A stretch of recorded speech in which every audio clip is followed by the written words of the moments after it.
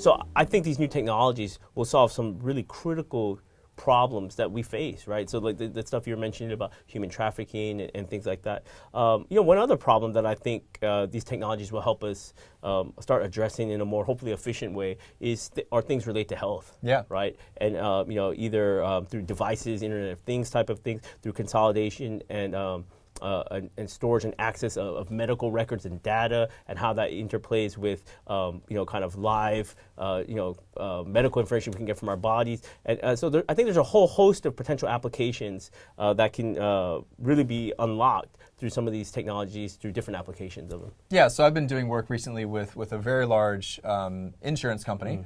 And they have a number of different products across Asia, but including health insurance.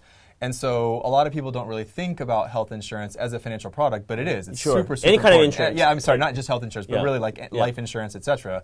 Insurance is a really critical financial service that is not really, in the past, has not been accessible to huge amounts of the world. And again, you got 2/3 of the world's population here in Asia, a lot of them kind of developing, just coming up, and many of them don't have access to these forms of health insurance, life insurance. In a comprehensive sense. Exactly.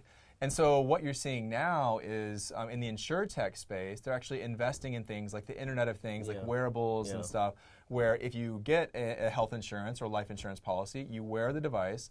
And so again, we've kind of shown examples of how that's a negative thing of being tracked. But the reality is they can identify and kind of go towards a preventative medicine structure, business model, where they actually know, are you taking enough steps? Are you active enough? Are you getting enough sleep? And these types of preventative measures can really bring down healthcare costs. So in the U.S. in the long run. Yeah, I mean, U.S. is paying over, $2.5 trillion, $2.6 trillion, something like that towards healthcare. It's really just obscene.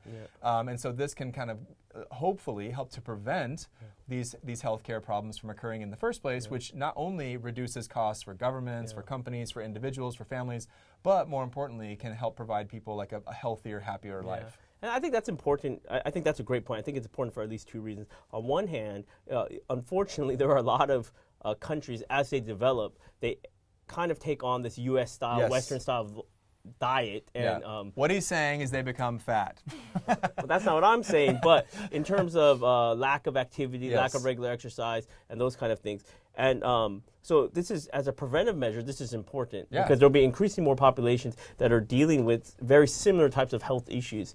And then one thing we always talk about, in this course, even mental health, by the way, and mental health as well, And one thing we talk about between ourselves and in the context of this course even is this idea of finding balance too, because some of this medical data, it's in some sense it's a double-edged sword, because it's good on the preventive side, but insurance companies are, like we said, financial companies, and they are subject to certain pressures as well, and so you could easily envision a situation where an insurance company would use that information and say, okay, this person is probably going to be at risk, so let's not insure them, and then you start isolating people who actually need the health insurance the most probably, but can't access it. So it'll be a very interesting, dynamic kind of landscape to see how this develops. Yeah. So again, great point, and it really ties into everything that we're talking about. So again, you have to have a balance between, in this example, say like health insurance, where we want to democratize it, we want to ensure that everyone has access to affordable health insurance,